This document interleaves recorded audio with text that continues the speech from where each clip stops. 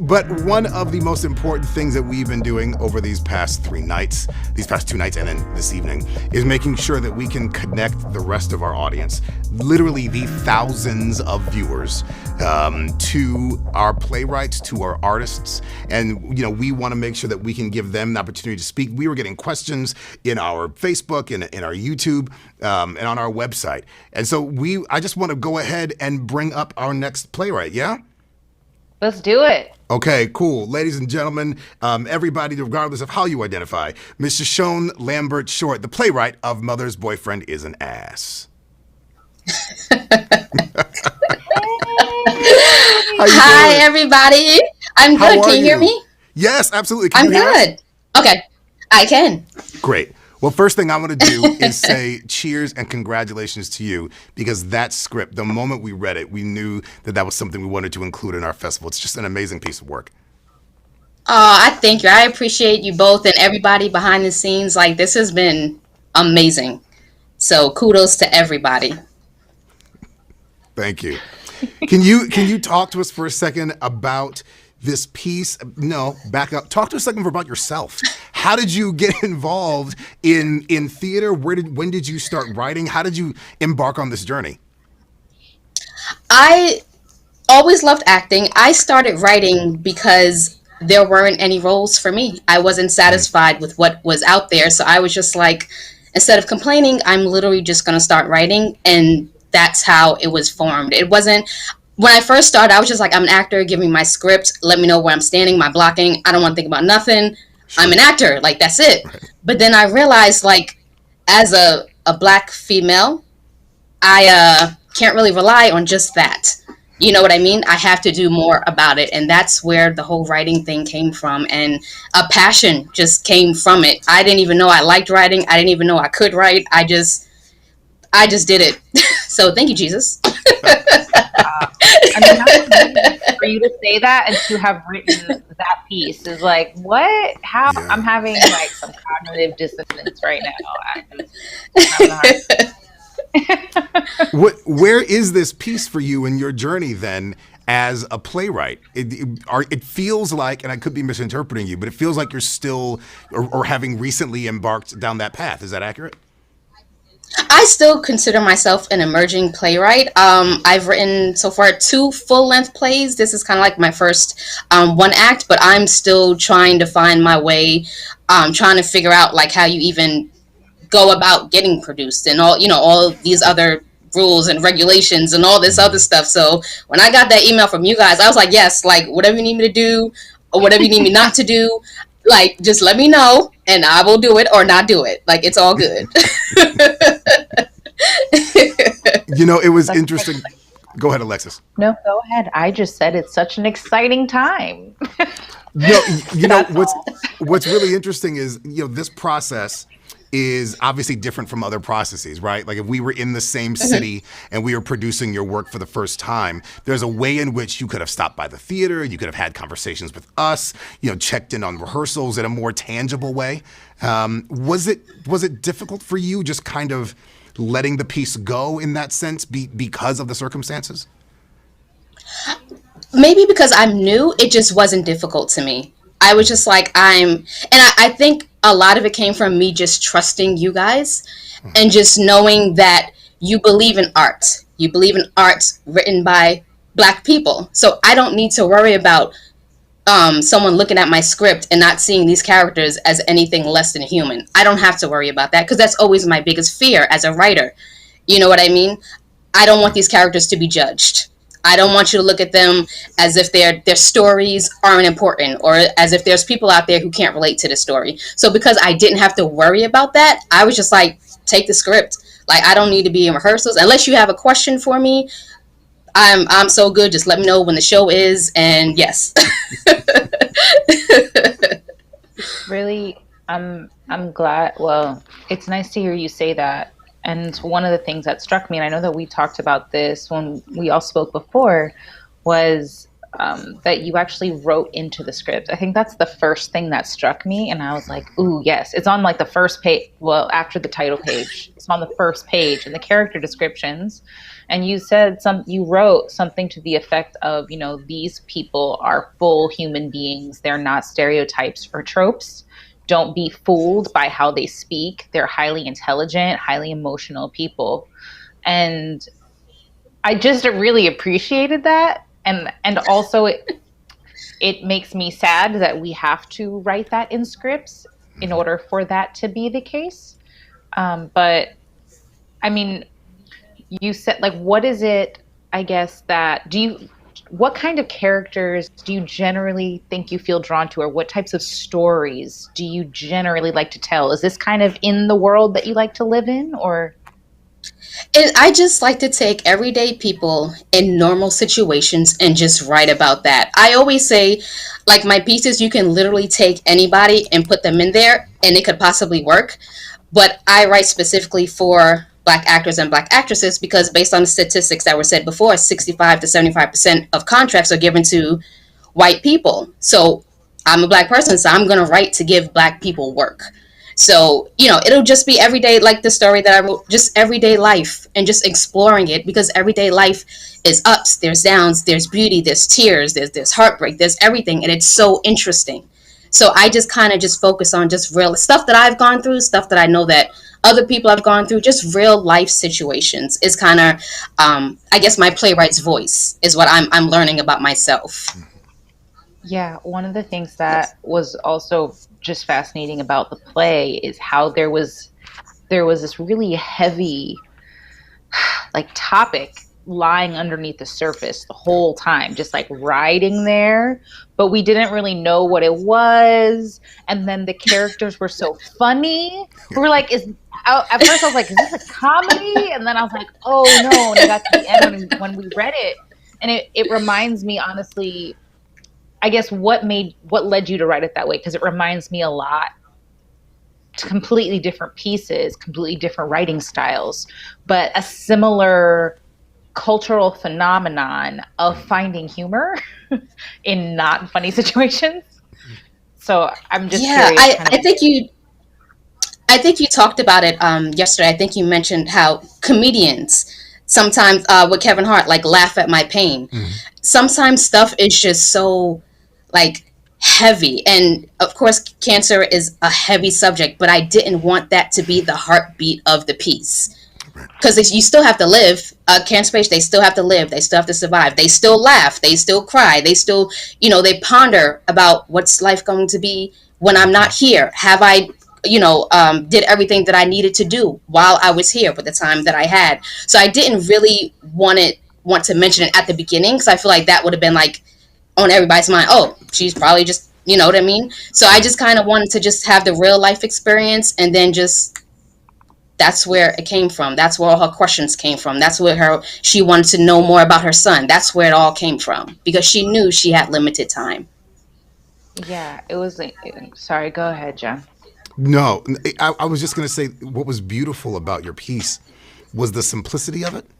And oftentimes, and we all know this as theatrical professionals, when you get a piece that is so dialogue heavy, you're really hoping that the dialogue is good. Like, you're really you're crossing your fingers and hoping that these characters are fully fleshed out human beings, that they're three-dimensional, that the writer is clearly taking the time to build people, right?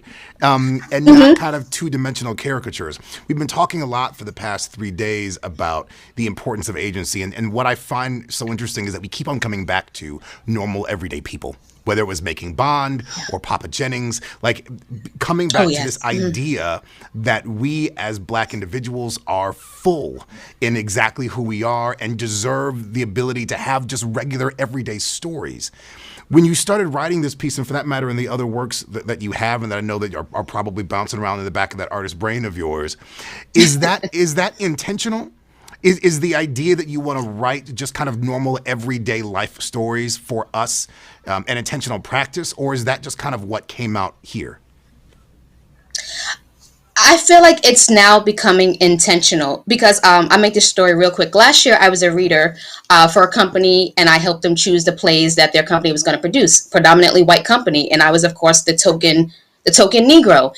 And in the midst of the conversations, I was listening to white women say how it's not realistic to them for a black man to be in a relationship and want to fight for their relationship. Um, it's not realistic for a character to be written well spoken and for the character to be black. I've had, the white women saying, well, these pieces only got picked because of what's happening in the country right now, as if work from black people need like a hand up, like we're not worthy enough. Our work isn't worthy enough unless we're given a hand up by white people.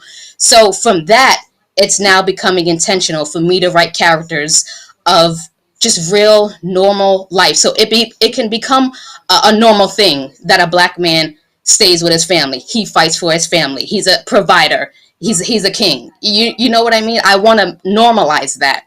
And so being in that with a predominantly white institution, it kind of fueled something in me, and it kind of just set something in me that I know that setting my work to those institutions, my work is not going to get a fair shot whatsoever. Because the moment they see that, they're like, oh, that's not realistic to them.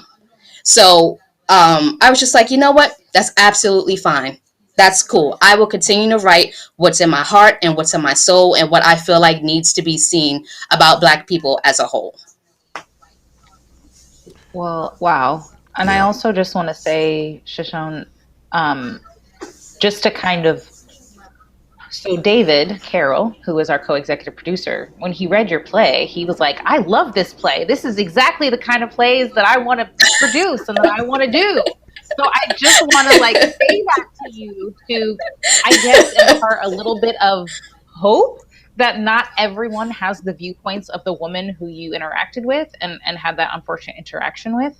And that, like, I'm so grateful that you trusted us with your piece. And that you are writing everyday people, because as we've seen, I think in the festival, we are everyday. We are human. Yes, we are human beings. We are beautiful. We are awesome. We are bomb. All that. Yes, exactly. And like, there isn't anything that we can't do or can't be or haven't experienced. And but that story just really hit me in a way that was like pain. I can't imagine being in the position that you were in hearing that. And it just made me realize like how many institutions are like this, because everybody now puts on their website, we're inclusive, we support everybody, but how much do you really do that? Because this organization did the same thing. Exactly. Are you just trying to be politically correct? Because now everyone's looking at these white institutions and like in theater companies, like, what are you guys doing? Are you trying to be part of the problem or the solution? You know what I mean? And I just felt like how many theater companies have this point of view that they'll look at work written by people of color and just think it's not real because you haven't experienced it.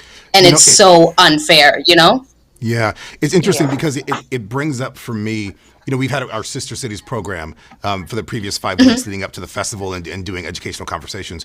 In one of those conversations, we were talking about arts and entrepreneurship. And I was speaking with a few other individuals, and the topic of conversation that came up was, what's the balance? So for us right now as artists of color, it feels like, do we create our own work? Do we build our own thing? Or do we push on PWIs, predominantly white institutions, that have been doing the that have been actively participating? I censored myself because my mother's watching. That have been actively participating in systems of oppression, right, for a long time. How do we? Because what I hear you saying is something that I have felt, and that in many ways led us to produce this festival in the way in which we have, right? Of saying, you know what, enough of that. Like, I'm sick of asking, and I'm going to build my own thing. I'm going to build what it is that we want to see, right? But is there a balance? Is there a balance between trying to figure out where we need to push on that institution because of the access that they have, because of the history that they have, because of the resources that they have at their disposal, and then that other lever of building what we know that we need for ourselves? I think it's wherever your heart lies. Like, I know that I'm one of those ones where I'm just like, I'm legit just going to build it myself. Like, it's cool. You all come with me, or if you're building it yourself, I'm going to support you, and we just support each other. And those who still want to, fight for get into the PWIs, do that, you guys could do that too, and we'll support you with that too. It's all about us as Black people supporting each other in whichever way you decide. So if you're aiming for an Oscar, you do that. I'm going to aim for my NAACP Image Award, and we'll all just be happy. And to me, it's all on the same level. So wherever your passion is, do it. And don't tear down the other person because they may be fighting to be equal in the PWIs. That doesn't make them any less Black. It doesn't mean they're not a part of the cause. That's just what they want to do. And we could just support each other. And we could just, take over and be dope like we normally do. Yeah. And be dope. What did Nate say? I don't know if you saw it. Nate John Mark, who's one of our actors from Making Bond, and he was like, people just need to know how dope he is. And I was like, yes. Yes. So what's next for you? Sorry, Alex, go ahead. Go ahead. What is next for you? Well, my whole nose thing just came out. Well, I have my full length piece. I'm all excited. Stuff is falling off, earrings, nose, and just whatever. It's all good. I have my full length piece. I'm gonna start pushing that and submitting that. I'm gonna keep writing. I have a production company along with my husband where we do film stuff. So I'm writing films and we're putting out short films and everything like that. He's amazing. My king, I love you, king, and my daughter, I love you too. But yeah, we're really legit just trying to build an empire on both the film and the theater side. So yeah. Basically, like, you got to stay in touch with us. That's what that means. Yep. Oh yeah, no doubt. Like, I didn't want y'all to think that this was gonna be it. I'm gonna be, like a classy stalker. I'm a classy stalker, So every once in a while, I'm gonna pop in your emails like, hey, Listen, fam, you keep writing like this, we're gonna be stalking you. Like, that's. I'm gonna be calling you, be like, you got another show? Right, I'm like, yes. So when can we read your stuff? Because it's dope. Y'all just let me know. I'll send you the PDF anytime. Do it. Yes, Do it. Please. I was thinking you were going to say sassy but classy, like from the play. And I was like, classy. I'm classy with an edge. Yes. Do it. See? Listen, Shashone, I just want to let you know how much people enjoyed your work. I don't know if you're watching the chat, but the chat on both on Facebook, on YouTube, on our website, our company Slack, right, where all of our actors and everybody is, they were going crazy. The actors that hadn't read your work before, the ones that hadn't seen the show, were jumping up and down about how beautiful and honest it was, right? So I just want to make sure you know how much you're appreciated. Thank you to everybody. I am like, woof, I was crying at the end of my piece. I'm a little punk, I'll admit it. I thank you to the actors, the directors, like literally like everybody. This has been amazing. Good. So, well, listen, I just want to thank you again and hope you have a great night. I'm looking forward to working with you in the future.